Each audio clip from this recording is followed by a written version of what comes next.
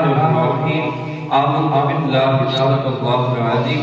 وقال الله تعالى في شان حبيبه مخبرا وآمرا إن الله وملائكته يصلون على النبي يا أيها الذين آمنوا صلوا عليه وسلموا تسليما اللهم صل على محمد وعلى آل محمد كما صليت على إبراهيم وعلى آل إبراهيم إنك حميد مجيد اللهم بارك على محمد وعلى آل محمد كما باركت على إبراهيم وعلى آل إبراهيم إنك حميد مجيد۔ رمضان المبارک کے درس قرآن و حدیث میں سے آج کا ہمارا موضوع رحمت الہی۔ اللہ رب العزت نے اپنی رحمت کے بارے میں قرآن مجید فرقان حمید کے اندر ارشاد فرمایا الحمدللہ رب العالمین، سب تعریفیں اللہ کے لیے ہیں جو تمام جہانوں کا پالنے والا ہے، الرحمن الرحیم، بہت ہی مہربان اور رحم فرمانے والا ہے۔ مزید اللہ رب العزت نے قرآن مجید فرقان حمید کے اندر ایک اور مقام پر ارشاد فرمایا فَتَلَقَّى آدَمُ مِن رَبِّهِ كَلِمَاتٍ فَتَابَ عَلَيْهِ إِنَّهُ هُوَ التَّوَّابُ الرَّحِيمُ۔ پھر آدم علیہ السلام نے اپنے رب سے عاجزی اور معافی کے لیے چند کلمات سیکھ لیے، بس اللہ تعالیٰ نے ان کی توبہ قبول فرما لی۔ بے شک وہی توبہ قبول کرنے والا اور مہربان ہے، یعنی رحمت فرمانے والا ہے، مہربانیاں فرمانے والا ہے۔ مزید اللہ رب العزت نے اور مقام پر ارشاد فرمایا والرحمن الرحیم، وہی بڑی رحمت والا اور بہت مہربان ہے۔ اور ایک اور مقام پر ارشاد فرمایا وَإِلَٰهُ إِلَٰهٌ وَاحِدٌ لَا إِلَٰهَ إِلَّا هُوَ الرَّحْمَٰنُ الرَّحِيمُ، اور تمہارا معبود ایک ہے، اس کے سوا کوئی معبود نہیں، یعنی اللہ رب العزت کی ذات ایک ہے، وحدہ لا شریک ہے، اس کے علاوہ اور کوئی عبادت کے لائق نہیں، بڑی رحمت والا ہے، بہت مہربان ہے۔ اور بھی بہت سارے مقامات کے اندر اللہ رب العزت نے اپنی وحدانیت اور اپنی رحمت الہیہ کا ذکر فرمایا۔ اور حضور نبی کریم رحمت صلی اللہ علیہ وسلم نے بھی اللہ رب العزت کی رحمت کو بیان کرتے ارشاد فرمایا کہ عن ابی ہریرہ رضی اللہ تعالی عنہ عن النبی صلی اللہ علیہ وآلہ وسلم قال ان اللہ لما قد الخلق كتب عنده فوق عرشه ان رحمتی سبقت الغضب۔ حضور نبی کریم رحمت صلی اللہ علیہ وسلم نے فرمایا جب اللہ تعالیٰ نے مخلوق کو پیدا فرمایا تو عرش کے اوپر اپنے پاس لکھ کر رکھ لیا کہ بے شک میری رحمت میرے غضب سے بڑھ گئی ہے، میری رحمت میرے غضب سے بڑھ گئی ہے۔ اسے بخاری شریف نے روایت کیا ہے اور نسائی نے بھی اس کو روایت کیا ہے۔ ایک اور مقام پر حضور نبی کریم صلی اللہ علیہ وسلم نے ارشاد فرمایا عن ابی ہریرہ رضی اللہ تعالی عنہ عن النبی صلی اللہ علیہ وآلہ وسلم قال ان اللہ حین خلق الخلق كتب بیدہ علی نفسہ ان رحمتی تغلب غضبی۔ حضور نبی کریم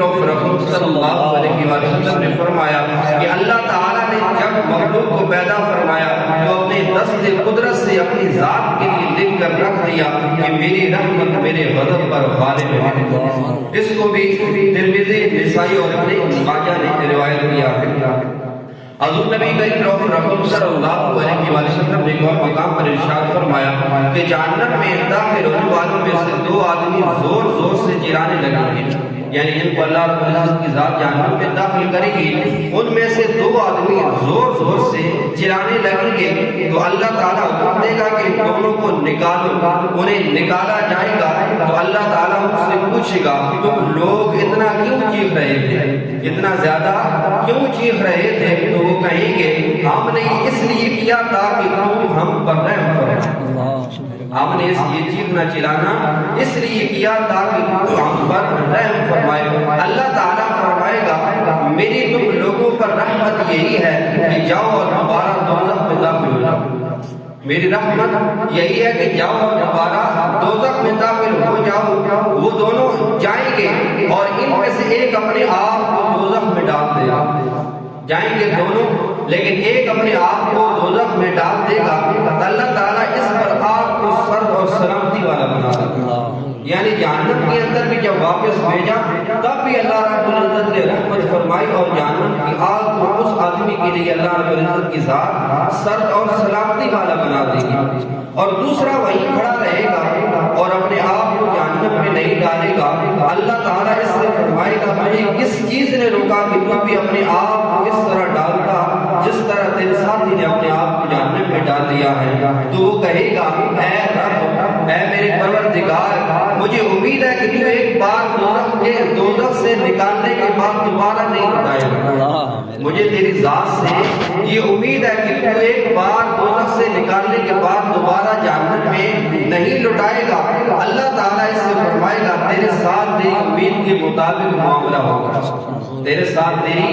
امید کے مطابق معاملہ کیا جائے گا، بس دونوں اللہ تعالیٰ کی رحمت سے جنت میں داخل ہو جائیں گے۔ اس کو ترمذی نے روایت کیا ہے، اور حضور نبی کریم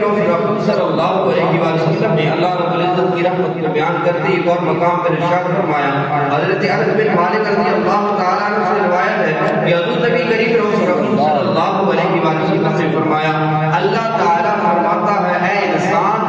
جب تک تو مجھ سے دعا کرتا ہے اور امید رکھتا رہے گا میں تیرے گناہ بخشتا رہوں گا۔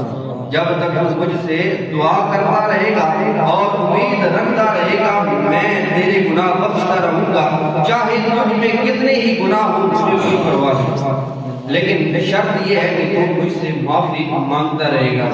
اور اے انسان، اگر تیرے گناہ آسمان تک پہنچ جائیں پھر تو بخشش مانگے تو میں بخش دوں گا، مجھے کوئی پرواہ نہیں۔ اگر تو اتنے گناہ بھی کر لے کہ تیرے گناہ آسمان تک بھی پہنچ جائیں اور پھر تو میری رحمت کا سہارا لے کر مجھ سے اپنے گناہوں کی معافی مانگے تو میں تیرے گناہوں کو بخش دوں گا، مجھے کوئی پرواہ نہیں۔ اور پھر فرمایا اے انسان، اگر تو ضمیر بھر گناہ بھی کر لے میرے پاس آئے لیکن تو نے شرک نہ کیا ہو تو میں تجھے اس کے برابر بخشش عطا کروں گا۔ اگر ضمیر بھر کر بھی تو گناہ کر لے اور تجھے میری رحمت کا سہارا لینے کی توفیق مل جائے، لیکن شرط یہ ہے کہ تو نے شرک نہ کیا ہو، تو نے میرے ساتھ کسی کو شریک نہ کیا ہو، اور پھر تو میری رحمت کا سہارا لے کر مجھ سے معافی مانگے تو میں تجھے اس کے برابر بخشش عطا کر دوں گا۔ اس کو بھی ترمذی نے روایت کیا ہے۔ اور حضور نبی کریم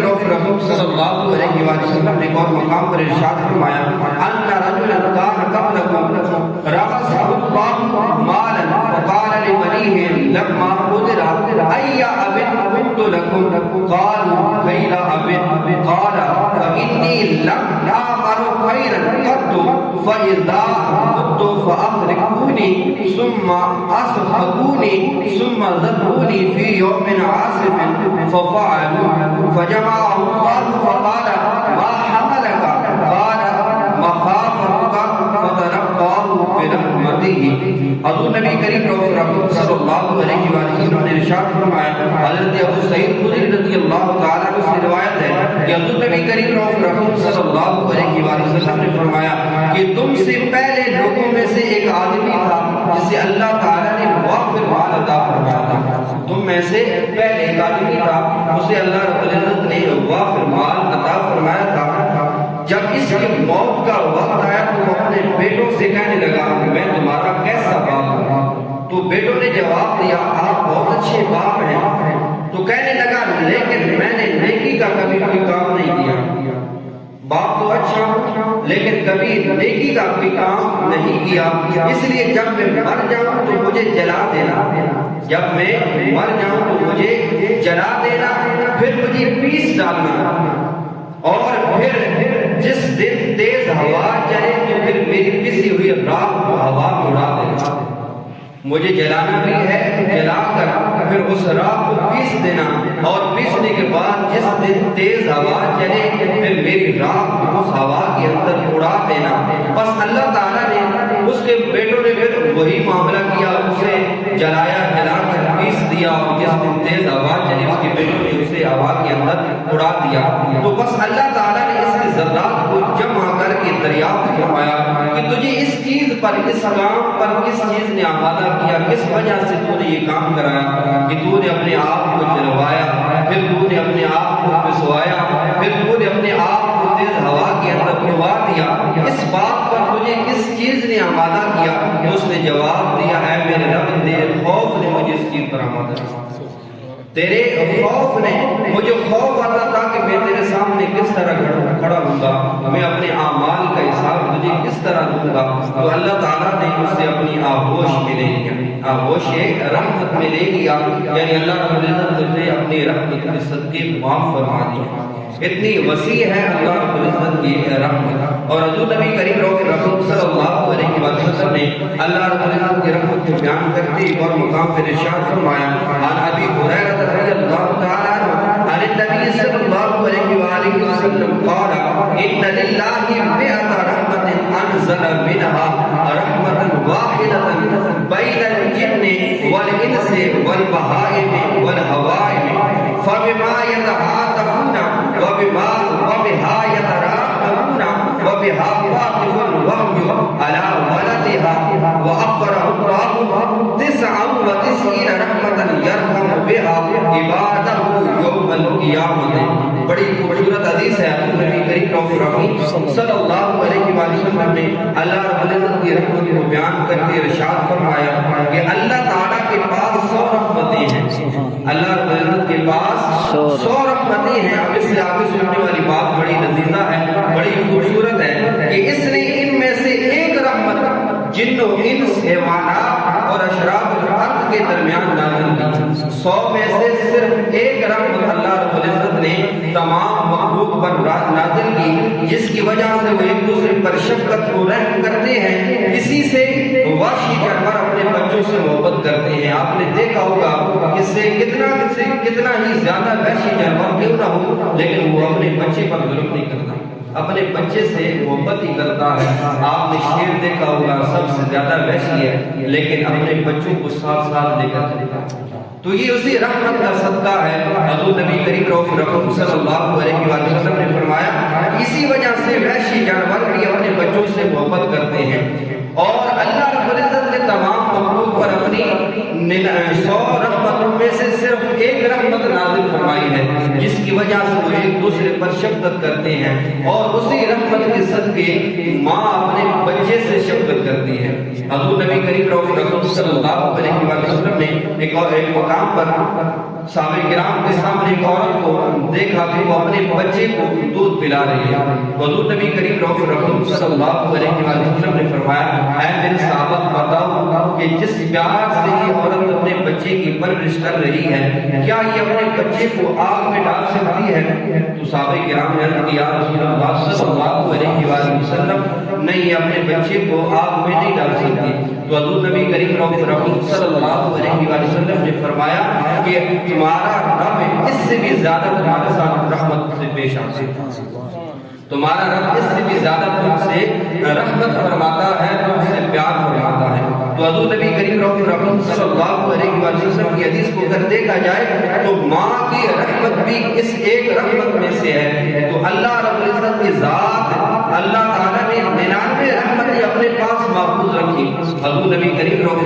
صلی اللہ علیہ وسلم نے اس حدیث کے اندر آگے ارشاد فرمایا کہ اللہ تعالیٰ نے ایک رحمت نازل فرمائی اہل دنیا پر اور تمام کائنات پر، اور 99 رحمتیں اپنے پاس محفوظ رکھی، جن کے سبب قیامت کے دن وہ اپنے بندوں پر رحم فرمائے۔ ایک رحمت نازل فرمائی تمام کائنات میں سے۔ لوگ مثال دیتے ہیں کہ اللہ رب العزت کی ذات 70 ماؤں سے زیادہ پیار کرتی ہے، 70 ماؤں سے زیادہ کدھر پیار کرتی ہے۔ اللہ رب العزت نے جو ایک رحمت نازل کی، جس میں سے وہ رحمت ماں کو بھی نصیب ہے اور وہ اپنے بچے سے اتنا پیار کرتی ہے، تو وہ ذات جس کے پاس 99 رحمتیں ہوں گی قیامت والے دن، اور وہ رحمتوں کے صدقے اپنے بندوں پر رحم فرمائے گا، تو پھر اس رحمتوں کا